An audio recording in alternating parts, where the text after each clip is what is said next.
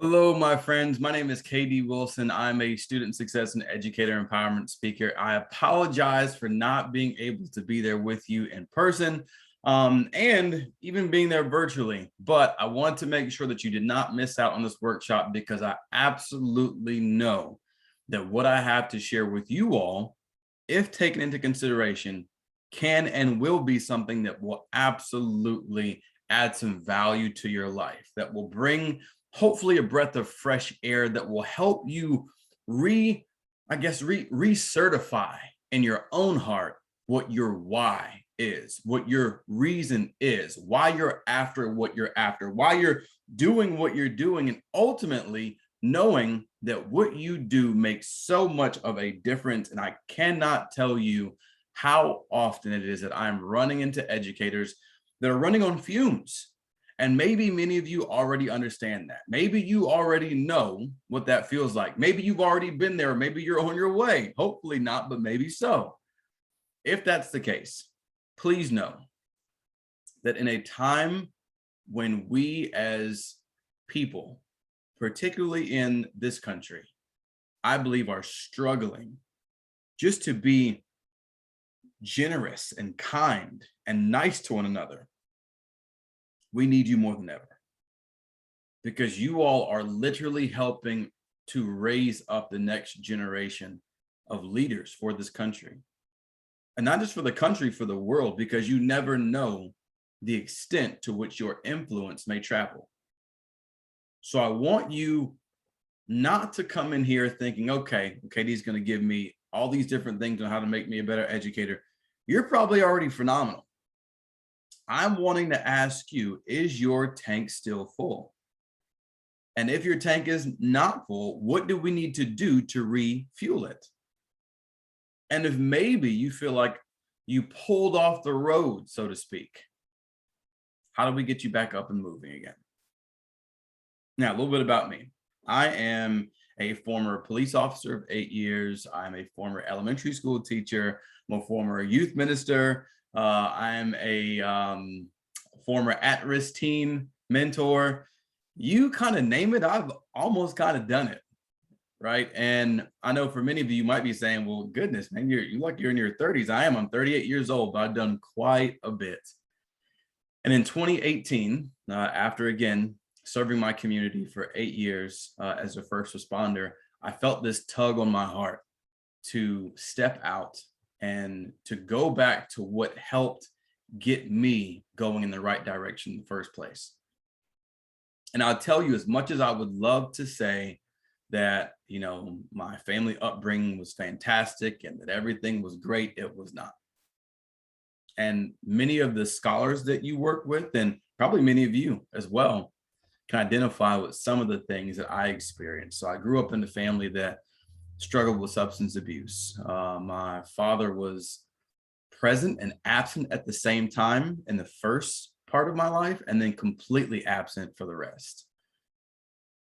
I share that with you again because I have learned that even in our hardest of times, the desert can teach you more than the palace can.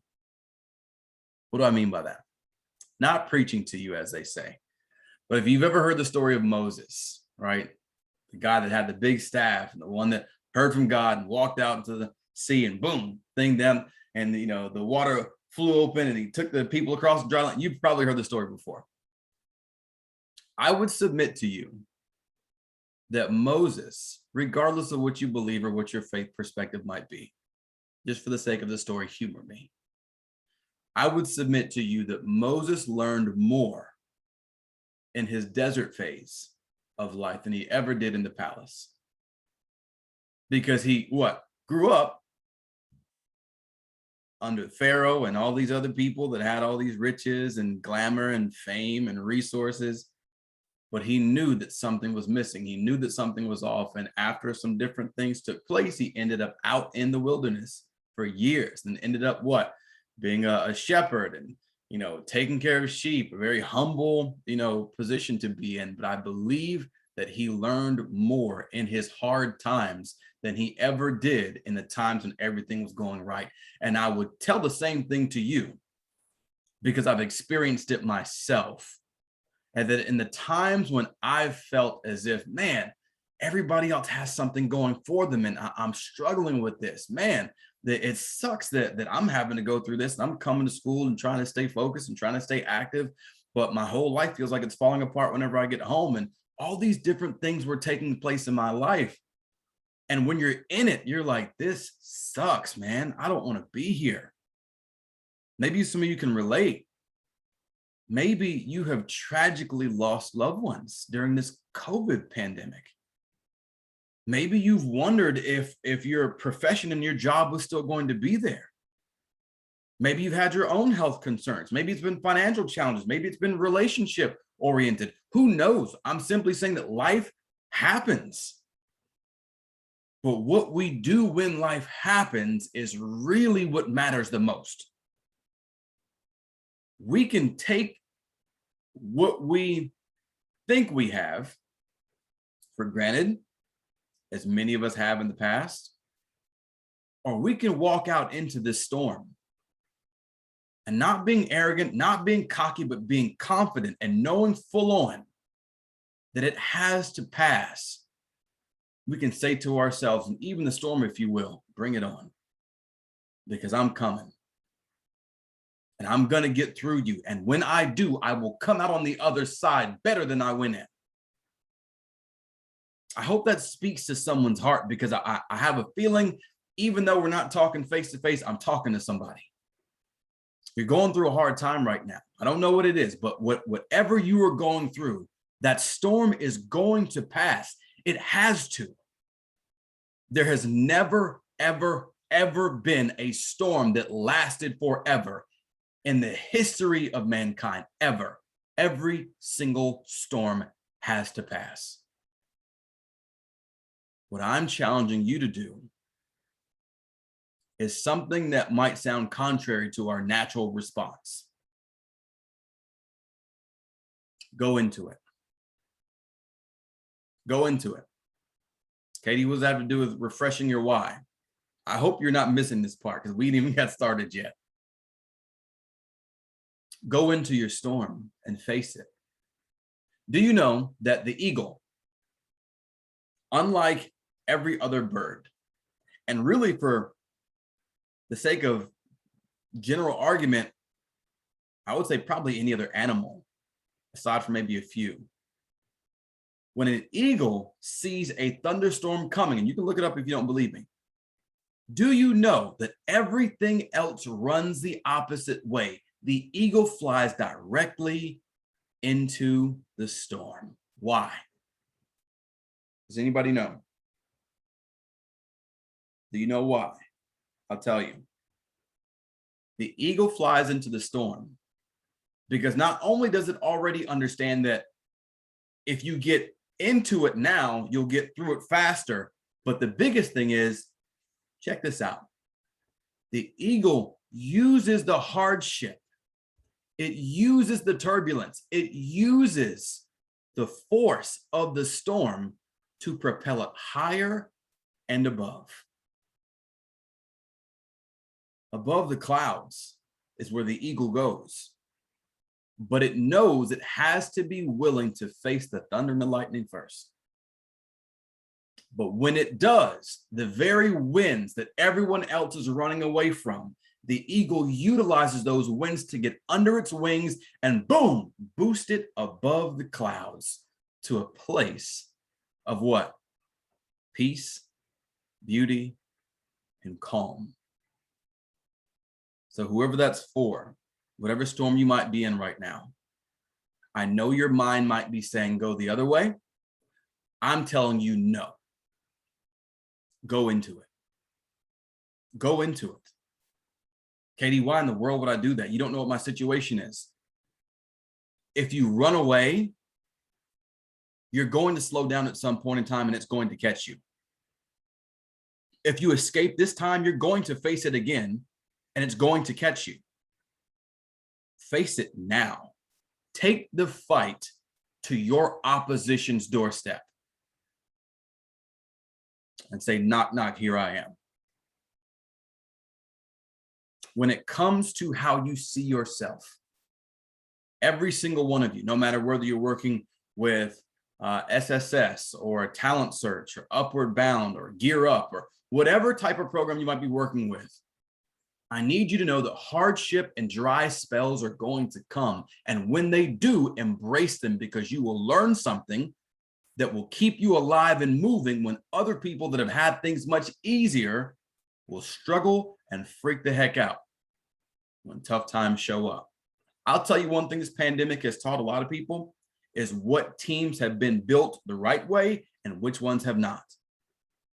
Now, I know if I was with you right now, there's some people shaking their heads, because some of y'all know the pandemic exposed a lot of faulty teams, a lot of faulty programs, directors, coordinators, counselors, advisors.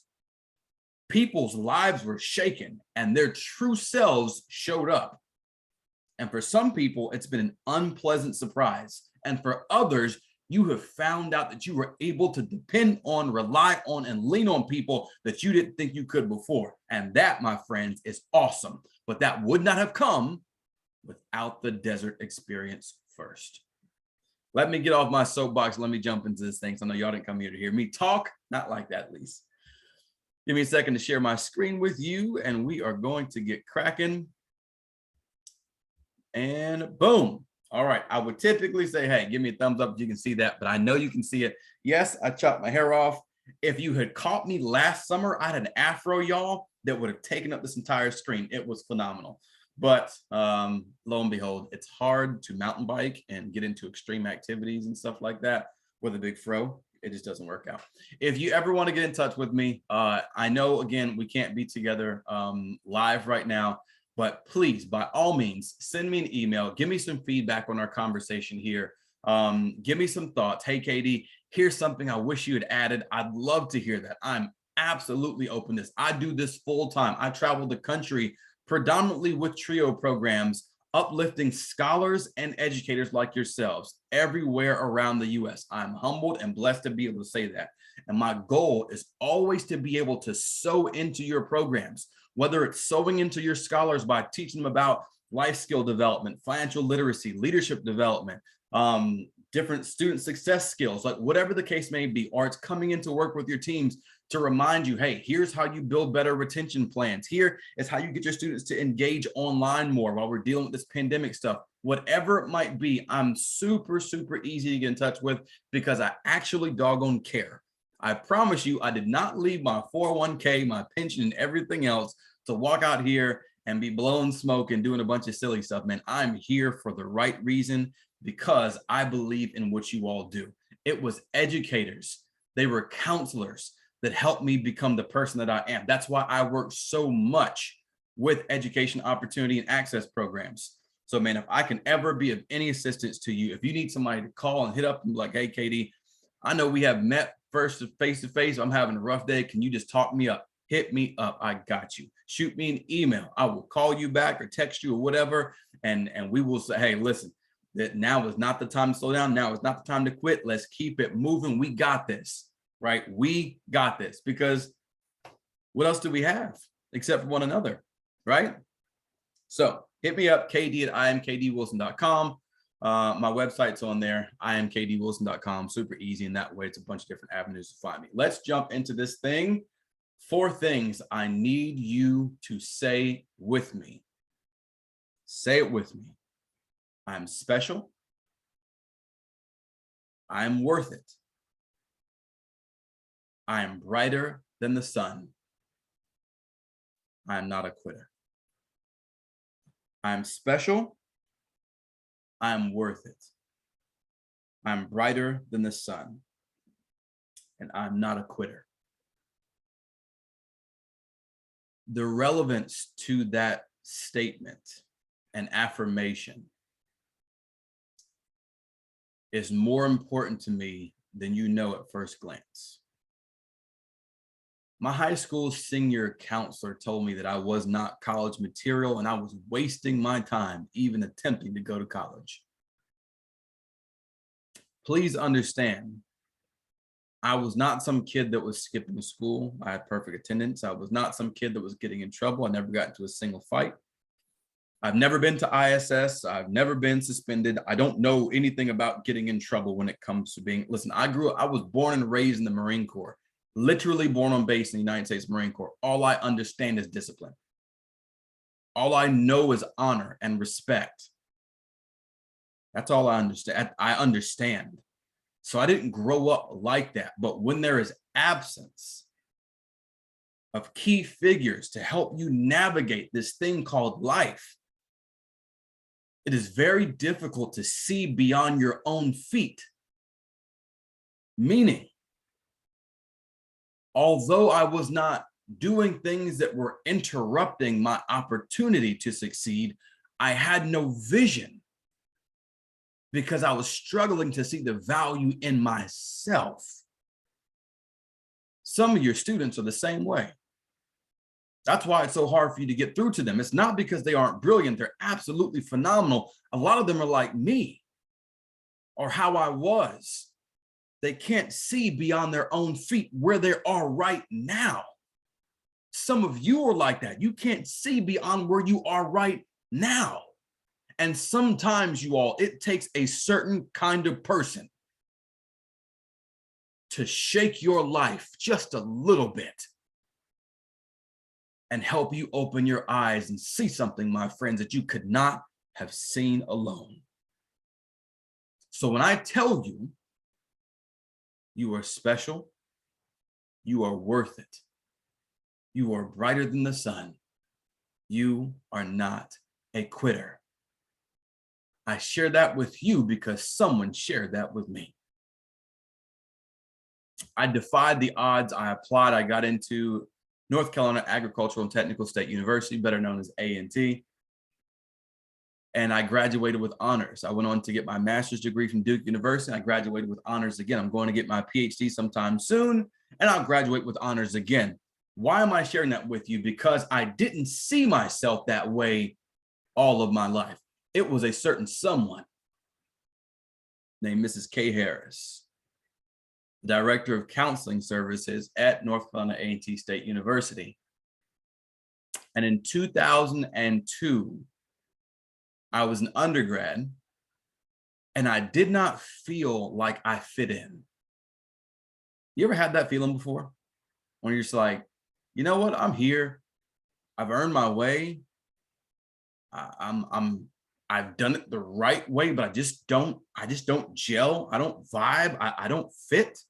I didn't feel like I fit in there. So I wanted to leave. I wanted to run. Why? Because that's what I learned to do when I was growing up. If you are dealing with something you don't want to deal with anymore, leave it alone, run away from it. It'll at least pause or stop bothering you for a moment. That's a horrible way to deal with things. I had to figure it out the hard way, but I did nonetheless, but not before meeting Mrs. Harris. So I remember walking into her office with my, not resignation, but my withdrawal form. And I said, hey, my name's Kenneth Wilson, KD, and I'm here to withdraw. I'm going to be transferring to a different school. If you could sign this form because you had to do an exit interview before you left. And I remember seeing Mrs. Harris for the first time. She said, young man, sit down for me. I said, sure. She said, why are you leaving school? What's wrong? And I said, I just don't feel like I don't fit in here. She said, what do you mean you don't fit in here? I said, I just don't fit in. It's hard to explain. I just don't want to be here. I don't fit in. This doesn't feel normal for me, and I'm ready to go. And she said, young man, I have a feeling that you are special. She said, you know, I think you're worth it. I said, worth what? She said, worth giving another shot to. I'm not going to sign this paper. Not yet. I'm going to send you back out. I want you to give it your all for 2 weeks. And if at the end of 2 weeks you don't like it, come back and I'll sign your paper. She said, but before you go, remember, you are brighter than the sun. And she said, son, you're not a quitter. So I marched my little happy butt out of her office.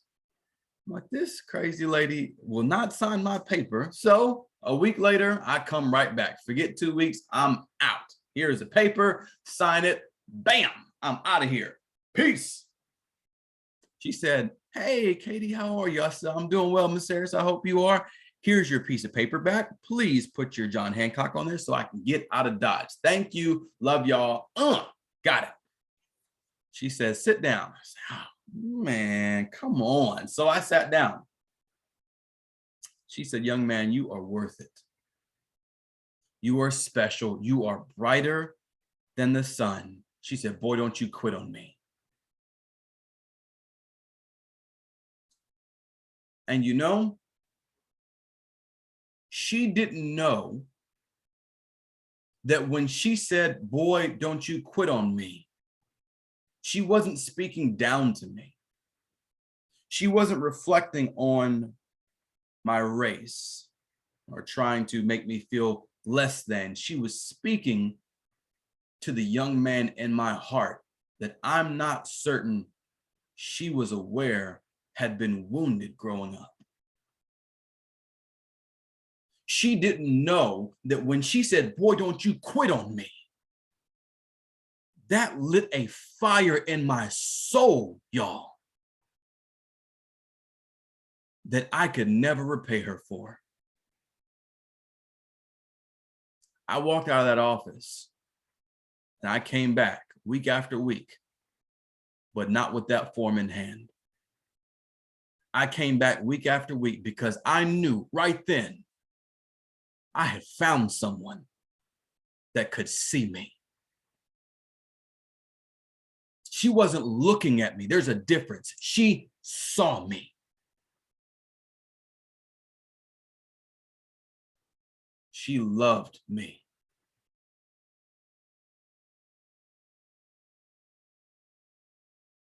In 2009, after graduating some years before with honors, I get a phone call. It's a counseling office. Kenneth, sit down. Why? It's Mrs. Harris. She was in a crash and she did not make it. It was hard. It was almost unbearable to deal with. I wept that day. And there are still tears that well up in my eyes right now as I'm speaking to you. Because I remember the love that Mrs. K. Harris showed to me, and she didn't have to, y'all. She didn't have to, but she did.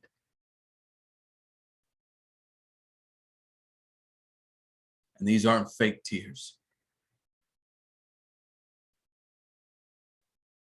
I'm sharing that with you because I want you to know that you are in a position right now to find someone like me and help steer them in a direction that will literally change their lives.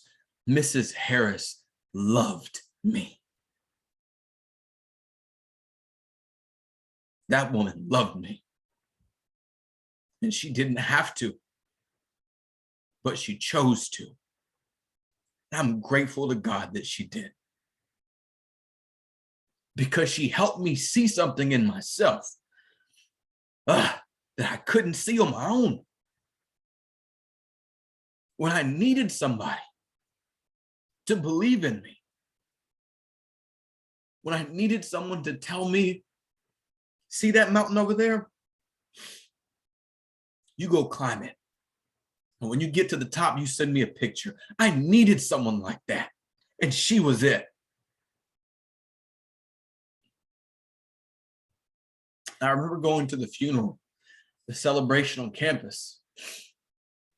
I was sitting about midway's back on the right side in the auditorium, and the family was walking down towards the front row. And all of a sudden, the line stopped. And I was hurting, of course, so I just was kind of zoned out, not paying attention until I realized there's a presence on my left.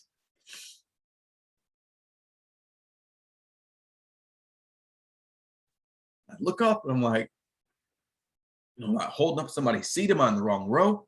It's the family. Her husband, her daughters, the other counselors. They said, "What are you doing?" I said, "I'm here to celebrate the life of Mrs. Harris." They said, "No, what are you doing sitting back here?" I said, "What do you mean?" They said, "Family's up front."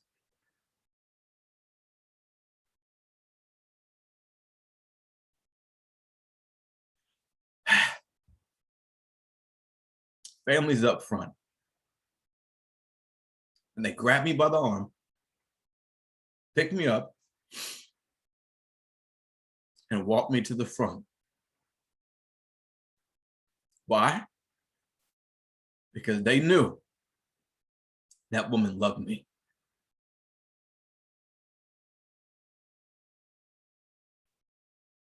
When I say you have to refresh your why, it's for reasons like that.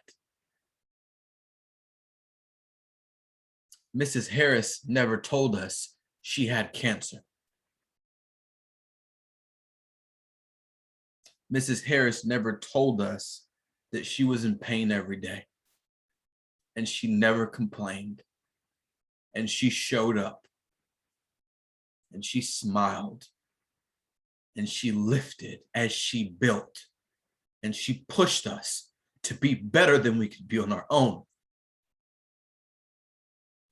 And we succeeded and we did it.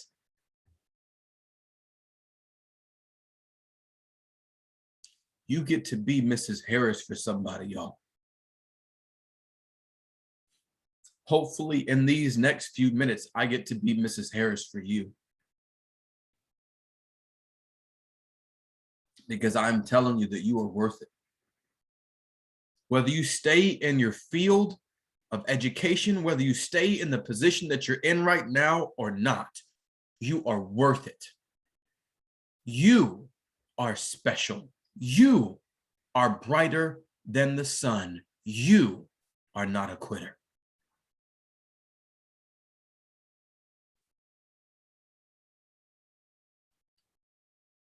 So who in this world needs you to win? Is the next question. Who in this world needs you to win? Think about it for a second. Who needs you to win? Many of you are probably saying to yourselves, my students, my kids, if you have them, my family. All those things are true. And I know I was leaning that direction a minute ago, but I also want you to know that you need you to win.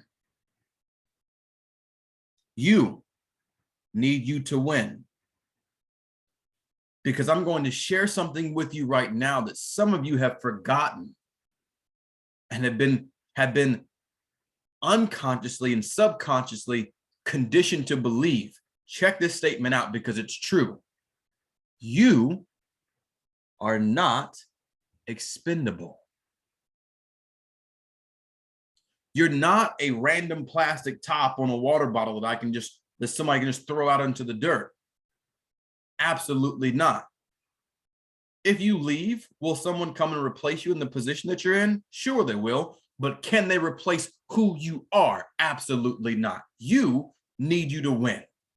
And that's why we're here. I love your scholars. I love their students. You need me to pump them up, hit me up. I'll come out to your campus and we'll do something big for them. But I'm talking about you right now. We need you to win for you. And that's why we say we are refreshing our why, rebuilding, repairing, reviving, and restoring the heart of the irreplaceable educator. Let's go to work, y'all.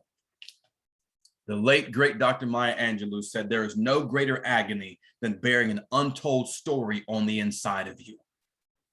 There's no greater agony than bearing an untold story on the inside of you. What is your story that you have not shared?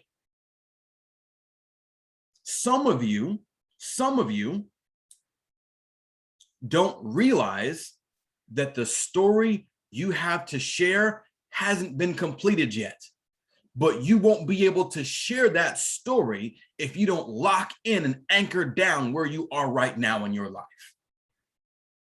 If you're going with the flow and sailing with the wind, you're going to miss something. We got to be intentional right now, y'all. Intentionality is a thing for sure.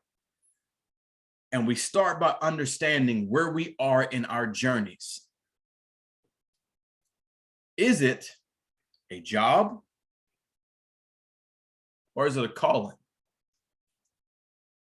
If it's a job, it's a piece of work, a small miscellaneous piece of work undertaken on order at a stated rate, meaning you clock in, punch the card, clock out. The object or material on which work is being done. It's the job. Please do not think I'm belittling your efforts if it is a job for you, right? If it's a stepping stone to get you to the next place that you aspire to be at one day, cool. No big deal. I'm not knocking you there. If you're saying, KD, man, this isn't everything for me, but right now I'm grateful for what I have and I'm giving it the best I got. That's what I'm asking. I'm just asking you if it's a job and it's not what you really feel like it's your life's, your thing, right? Just make sure you're giving it your best in where you are, because I know who you work with and who you serve, and they need someone that is present and aware. And you can tell when people are checked out. You can tell when people are clocking in and clocking out to pick up a piece of paper called a check, and not because they really want to influence somebody else's life for the good. You can tell when you run into those folks. You can. But you can also tell when you come in contact with someone that knows their call. That's a whole different monster. I knew empowerment, education, uplift, it's a part of who I am. It's my calling in life. I don't care where I am. We could be ice skating. We could be digging a hole in the backyard. We could be jumping out of an airplane. We could be working out in the gym. We can be teaching. We could be, policing, whatever. I'm going to find a way to uplift, encourage, and inspire people. It's just a part of who I am. It's part of my call. And educating and teaching is something that I absolutely love to do. Let's talk about this thing. A calling is a strong inner impulse toward a particular course of action, especially when accompanied by conviction of divine influence. To answer a cry. It means, what are you built to do? What are you charging after? What problem in the world, for lack of better terms, ticks you off? Because we ain't gonna cuss on here.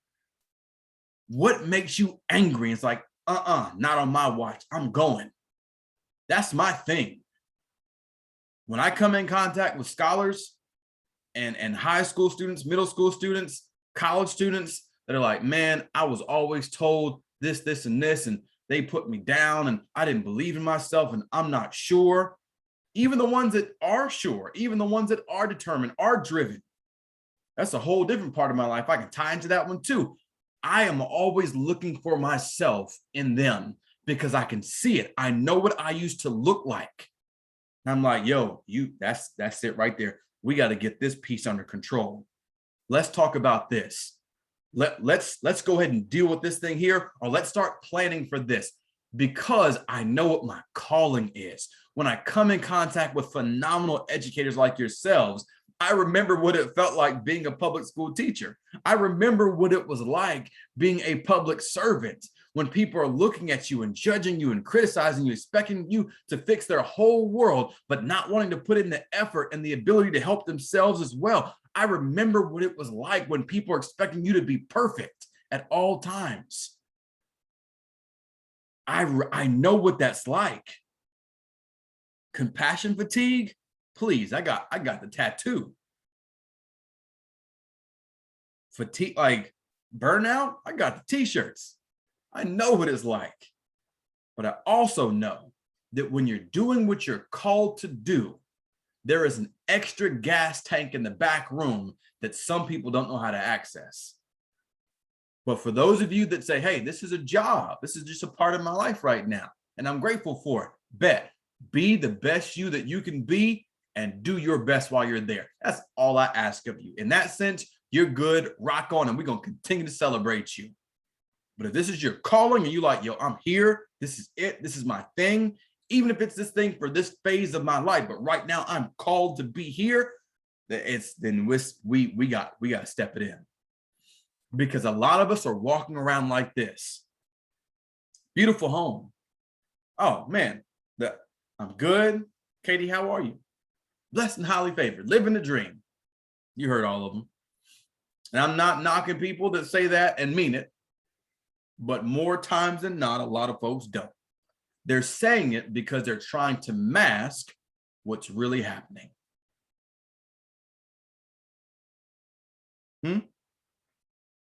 Why you gotta be so negative? I'm not being negative, I'm being real. Life doesn't stop just because something pops up. Absolutely not. It continues to move forward. And sometimes, maybe it's just me, it feels like it speeds up. I'm like, yo, slow down. Don't you see what's that? I got this and this and this and this. Life's like, don't care. Boom, boom. Oh, was that KD? My bad. Right? I still have rooms to fix in my life. I'm still trying to figure this part out, man. And you speeding a lot. Slow down. And we condition ourselves to put this face on because we got to be Superman and Superwoman for somebody else. No. While there is absolutely a time and a place to bring some things to light, to deal with and process some things, you don't have to be everything for everybody. I'm setting somebody free right now. Listen to what I just said. You don't get to be everything for everybody. Particularly when you have rooms that need to be reconstructed and rebuilt yourself. 6 ways to start this thing off the right way. Number 1, develop a new vision for you superheroes out there.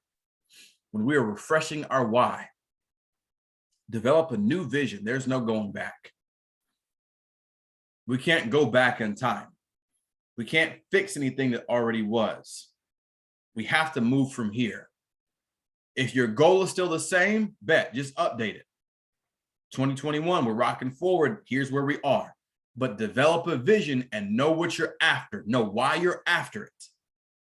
If you only have the what and don't have a why, you'll quit when things get hard.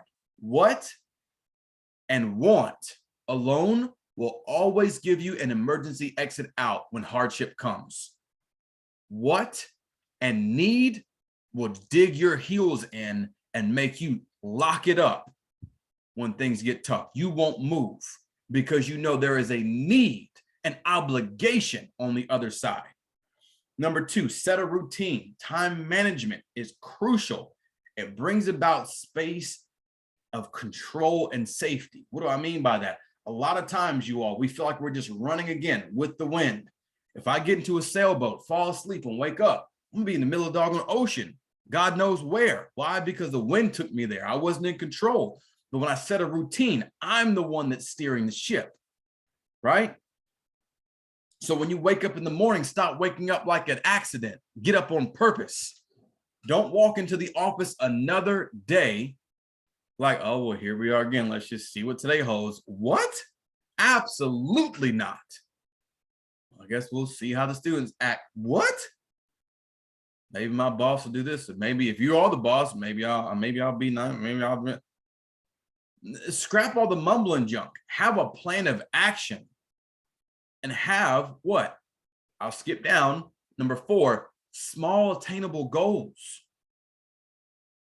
And while you're doing it, back up to number 3, remember that you're still standing. I need you to rehearse some of your past victories. Some of you all have forgotten just how far you come. But I'm telling you, when you look back at the journey that some of y'all have been on, refreshing your why shouldn't be very difficult. Because you've absolutely been a champion. And in championing your life and your mind, make sure to take care of your physical body. Number 5, stay physically active when you can. Why? Because if you leave a car sitting too long, the battery dies. The engine starts to shut down. Pipes start to warp. The weather begins to break down the molding of it. Next thing you know, you got flat tires sitting in the backyard. It's a rusty piece of junk. Keep your body active, because when you do, you keeping your mind, your body, your soul active as well. And number 6, remember that your legacy is on the line here. We're not doing this for and giggles. This isn't for fun and games. We're out here doing something because we see the opportunity to affect change in someone else's life. And you have to understand that what you are is a byproduct of who you are and not the other way around. There are too many people that are burnt out right now as educators because you have put your whole life into your title. Here's the problem with that. Who controls the what? Because if your what is your who, when I take your what, you lose your who. That's my Dr. Seuss on you right there. Katie, what in the world do you say to me? If you identify as your title, if I strip your job, you're nobody. You're nothing. And that's a doggone problem. And you've seen it before. When people retire, they have put so much of their identity into what they have been doing over the last 20, 30, 40 years, that when they stop doing that thing, they have nothing left to identify themselves as. Do not do that. There's absolutely nothing wrong with saying, I'm an educator for life. Cool. And when you retire, you'll still be an educator. Keep that in mind, but do not sell yourself short and identify who you are right now solely based on the position and the job title that you hold. Because if I take your job title, who are you? And you think I'm joking, I see it, y'all. 95% of who I work with are your colleagues nationwide. There are programs shutting down, not because they lost their grant alone, but because some of them are realizing, again, in this desert pandemic time, that, man, I'm not who I thought I was. Because when everything was great and that there was milk and honey and everything rolling from the mountains and everything was, we had it down, but all of a sudden I'm faced with some real adversity here, and I'm not the director anymore. I don't know what I'm. These questions pop up because they have identified too much with what they did and they lost track of who they were. If you take my title from me, Katie, you are no longer a student success and educator empowerment speaker. You are no longer a former police officer, no longer a former youth minister, no longer a husband, no longer a father. Even though those things added value in different areas and growth in my life, I'm still who I am. My name is still Kenneth Douglas Wilson II. I'm still me, and my life still has value. So does yours. So don't trip on your job, y'all, is what I'm saying. If what you're doing right now, maybe you're unsure about, don't trip on your job as if you won't lose track of who you are. You're still you no matter where you go. Comprende? Now, maybe get in your backyard. But for those of you that are like, Katie, I'm home, I'm sticking it out, cool. What unlocks your heart? What unlocks your heart? Think about it for a second. What problem in the world do you feel called to challenge? Right? For me, it's working with underprivileged, underserved people in general, but specifically in the realm of education. Because I do believe it's a bridge to some places that maybe we couldn't get to otherwise. It's not a solve-all. Not everybody has to go to college. There are absolutely phenomenal people that get out there and don't have a single degree in hand, and they're crushing the game. But for those that do, because that was my journey, I can speak on that. And I appreciate where I was able to go because of what I've been able to do. But it was Mrs. Harris. It was Dr. Marvin Hall. Right? It was people like that. It was Dr. Susie Edwards that exposed me, just like you all expose your scholars to different campuses, to different programs, to different classes. You're pushing them and urging them. I don't believe that's normal everywhere. As a matter of fact, I know it's not. Otherwise, we wouldn't have trio programs.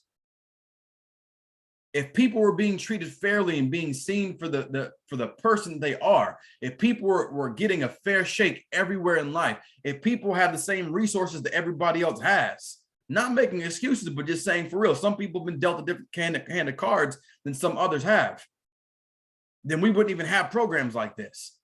So because we are still here, there are problems to be solved. So what problem do you feel called to challenge? And is your current role attached to your previous answers? Question, food for thought. Why? Because your ability to endure will decrease or increase based on the level of commitment you have towards a thing. But you will not commit wholeheartedly to something that you don't truly believe in. And we find those things out in fire. Will they say? You put something in the fire, whatever's left after the fire goes out, that was the strongest. Trial by fire, testing something, right? So some of you will truly understand where you are in this thing called life based on what you believe about where you are right now, where you believe you're supposed to go in your future, and what level you're willing to commit on in this moment. Because everything you do, you all, is based on what you believe. If you believe that you're doing the right thing in the right time for the right reason, you will continue to do it and you will absolutely succeed. But if you begin to doubt that you are making a difference, if you begin to question whether or not you have been able to influence for the good, if you begin to think on negatively, that you have the goods, the tools, the resources, the personality, the abilities and skill sets to accomplish certain things, to achieve certain goals, if you allow those things to set in your heart, you will grow a tree and you will have fruit on it that you do not want. Make sure that you are in control of your beliefs. What are you looking at? Why are you looking at that way? And do you have things locked in the right reason? Because a lot of people begin to doubt, or they get too comfortable and they settle. And here's why I say you settle. When we're talking about refreshing, reviving, restoring the educator's heart, you cannot get complacent, because when you settle, you resolve or reach an agreement, meaning you sign your name on that sheet and say, yeah, I belong here. You are establishing a home where you should be building a tent. Katie, what are you talking about, man? A tent? Tents are made for overnight and short-term stay. Homes is made for long-term residential establishment. Some of us are building homes and houses in certain places and seasons in our lives that we are not meant to stay in. Some of you need to get rid of some things in your lives. Some of you need to start moving again in your lives. Do not settle, because you sink gradually to the bottom and it ain't free to get back up. You got to pay for it. Don't be a hypocrite and tell your scholars, reach for the stars, be the best you can be, get out there and make something happen. Don't listen to the naysayers. And you quit 15 freaking years ago. But don't be upset with me. I know I'm talking to somebody, and I'm not being a jerk when I say that. I'm just challenging you. Don't be a hypocrite. CPR, revive that thing and bring it back to life. Katie, that goal is long gone. I wanted to be an Olympic gymnast. Okay, that might be gone, but what can you do now? Like, what's your next thing? You got to have something that you're looking forward towards, you all. You got to have something that your eyes are set on that's like, man, if I'm not doing this, I'm here, and this is giving me life. Do not settle. And what you love to do, if it's not where you are right now, doesn't have to be your sole source of income either. Did you hear what I just said? You can absolutely be where you are and be crushing it in your position as an educator, as an ally, as an advocate in education, right? And still be a part-time chef on the side. You can still be an avid cyclist if you want to be. You can crochet or underwater basket weaving. I don't care what it is. You can still be doing your thing on the side. That's what I'm saying. Because some of us are burning out, not because we're overworking ourselves, as Jim Quick said, but we're burning out because we're not working enough on the things that fill us up and make us tick. I'm going to leave that there, drink some water, and let you read that for yourself.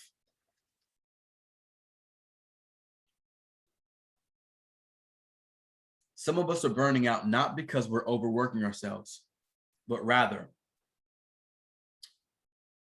because we're not working enough on the things that fill us up and make us move. When we came in to education and we thought we were going to be heroes and save the world, all these plans, all these ideas, the last director hadn't done this, last counselor, coordinator, last person hadn't. Watch me. And we do what? As my mom said, get your little lunch money taken, right? And then you're like, oh shoot, this is different from what I thought it was going to be. Yeah, sometimes it is. But it doesn't mean you stop. It doesn't mean you quit. It doesn't mean that you give up. It means you continue to move forward, but make sure that while you're moving forward, you're taking your good things with you. So if this was your last day, last week, last month,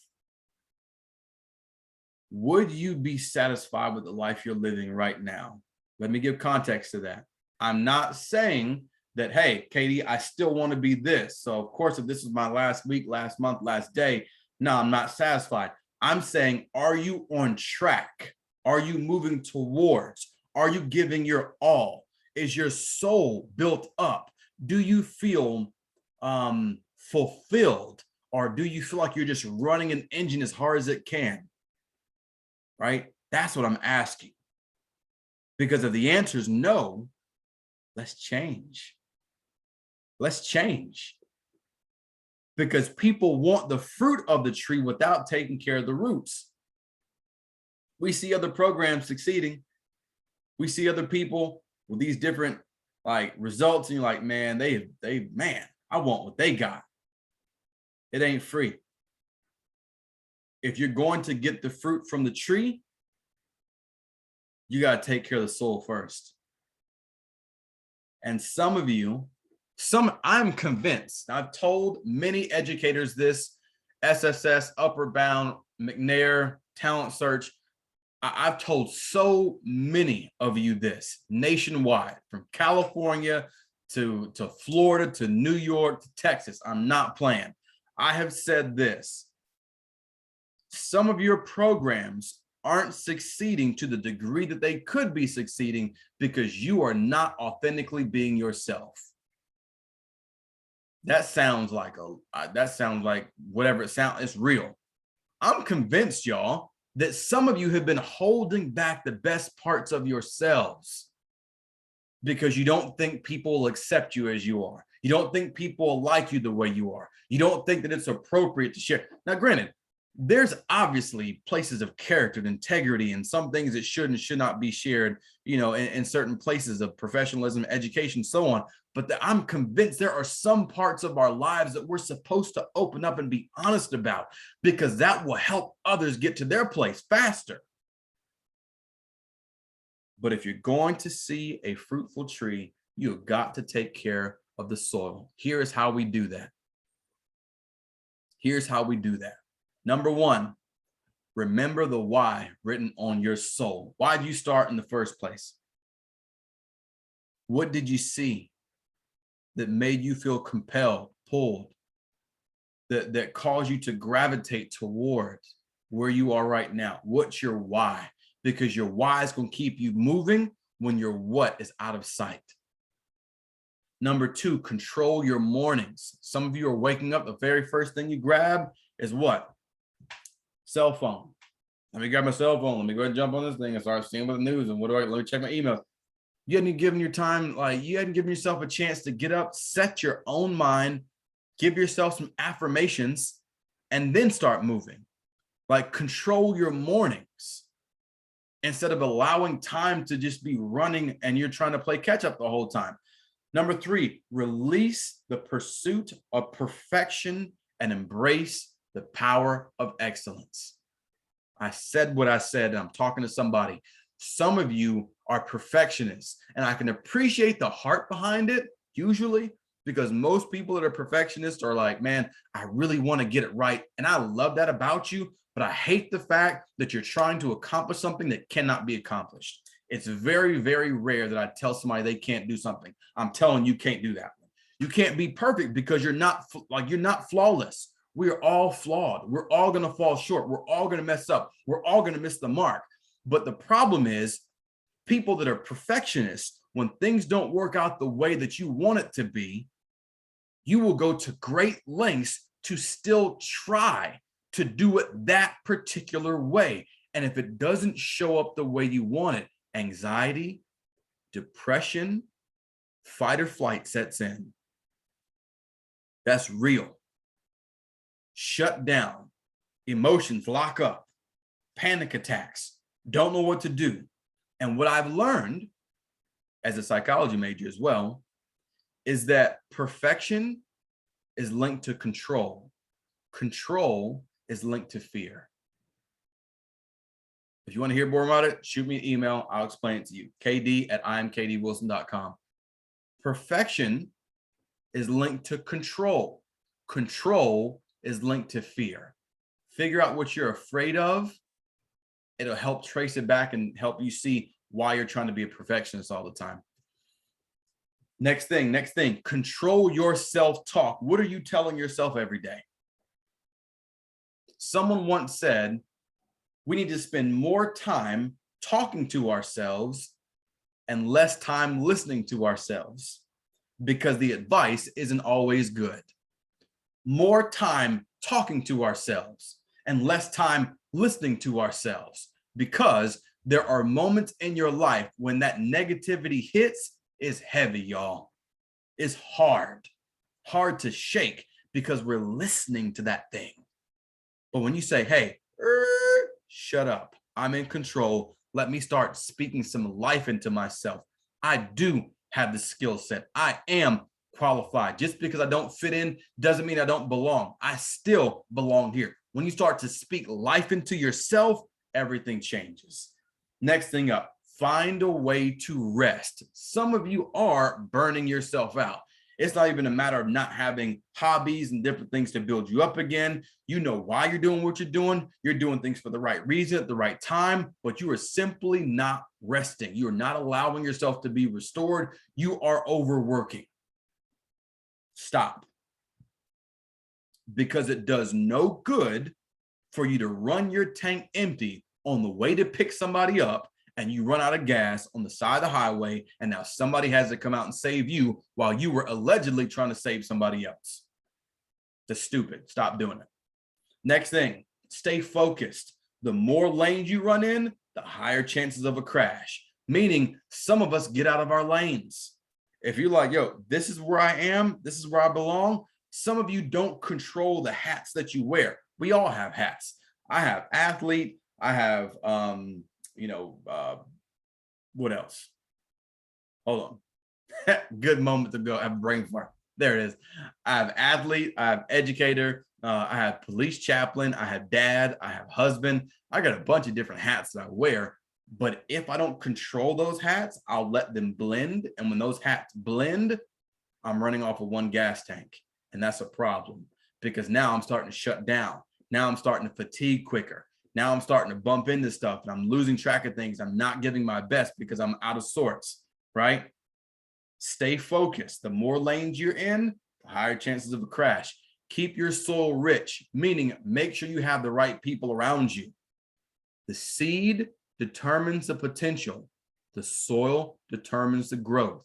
An apple tree has everything it needs to become one in an apple seed. But if you put that apple seed in bad dirt, bad soil, bad ground, doesn't matter. It'll rot and die. Some of you aren't where you're supposed to be because you're surrounding yourself with the wrong types of people. Change your soil, change your growth. Do Do more of what you love and not just what you're assigned to do. We already talked about that. Not going to keep beating that horse. Stop trying to save the world and save your corner of the world instead. Katie, what do you mean by that? When you look out and you're like, man, I see this problem, Katie, and I'm going after it. I'm going to stop it everywhere. That's a problem. Because you're going to run yourself ragged. You're not going to accomplish very much. You might get some results for a tiny bit of time. Eventually, you're going to burn yourself out. So instead of trying to save the whole world, link up with some people who are doing the same thing in different places. And while you all save your corner of the world together, collectively, you will change the world. Lastly, on this particular slide, politely refuse to accept more than you can productively manage, because some of you say yes too much. And that's why you're not coming up in the manner of success that you should be, because you become a yes man and a yes woman. You have a good heart. You're wanting to be there for people, but you don't like dealing with conflict. You don't want to deal with somebody looking at you sideways when you tell them no. Guess what? You're not God. Stop trying to be it. You ain't got to. Yes, I said what I said. You ain't got to. I didn't say you don't have to. You ain't got to. I said what I said. Don't try to correct me. Right? So learn to say no, because some of y'all don't do it enough. Celebrate those wins, big or small, and understand, you all. Understand, in this picture you see a seemingly lone soldier in blue facing an army of red, whatever that army might be. And you have this one person that's still holding that flag. I'm not letting this thing down. That might be you. When you feel like you have your shield on your back, you got your sword in your hand, and you got your flag, and you're like, man, I'm tired. I'm still here, and I ain't quitting. They're not going to stop me. I'm taking the fight to them. If I'm the last one standing, I'm still going. I only have 2 words for you. Turn around. Katie, what do you mean? I mean, turn around. Because sometimes you feel like you're the only one that sees something. You're the only one that's doing something. You're the only one that is trying to be the best for. And you feel like you're that person alone, and you're holding that flag, and your shield is broken and tattered and beaten on your back, and you're holding your rusty and chipped up sword, and you're saying, but I'm not giving up, and I'm still moving forward, but I'm out here by myself. Turn around. You may not have heard us coming, but we have been here all along. You are not by yourself, my friend. No matter what you might be facing, you are not by yourself. You have got an army of support behind you. And you need to know that you were born on purpose, with purpose, and for purpose. Act like it. I hope that has been helpful for you all. Again, I'm sorry that I could not be there live, but I took some time out to make sure that I got this out to you, because I do believe it's going to help and encourage and empower someone.